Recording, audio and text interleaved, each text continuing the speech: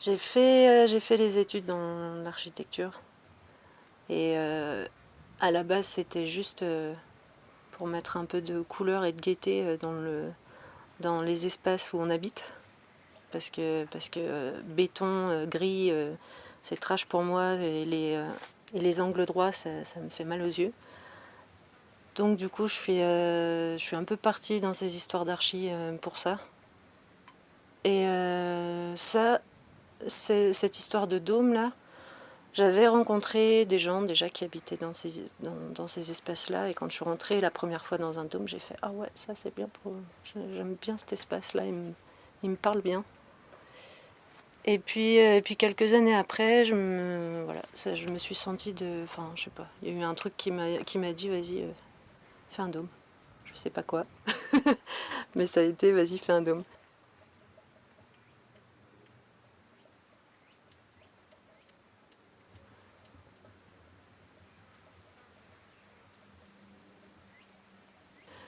Et l'histoire qui est jolie, c'est qu'à un moment où je me suis dit je fais un dôme, je vais chez les copains et ils me disent ah oui, tu veux faire un dôme, mais t'as déjà coupé t'as déjà coupé le bois et tout. Je dis non, j'y vais cette semaine. Et ils me disent ah non, mais laisse tomber, on a tous les bois pour faire le dôme à la maison. Il y a un woofer qui est passé il y a 2 ans, qui a eu qui a eu l'envie de faire ça et qui a laissé ça en plan parce qu'il avait plus envie de faire ça.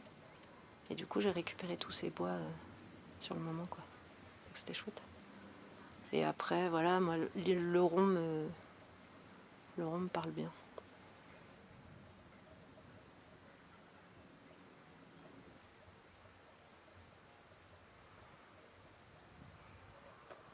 Quoi, pour moi, l'architecture, entre guillemets, l'habitat, euh, moi, j'aimerais qu'il soit libre, en fait, dans le sens où chacun a un besoin a une façon de vivre son habitat, et qu'on laisse pas la place à l'imaginaire, on laisse pas la place à comment on a envie de vivre l'espace. C'est hyper structuré, cage à lapin, machin, et moi pour moi c'est un bien-être aussi, tu vois, le fait d'habiter dans son cocon, de se retrouver chez soi, de vivre. On vit quand même pas mal dans nos maisons à la base, et que du coup si on se sent pas bien à l'intérieur,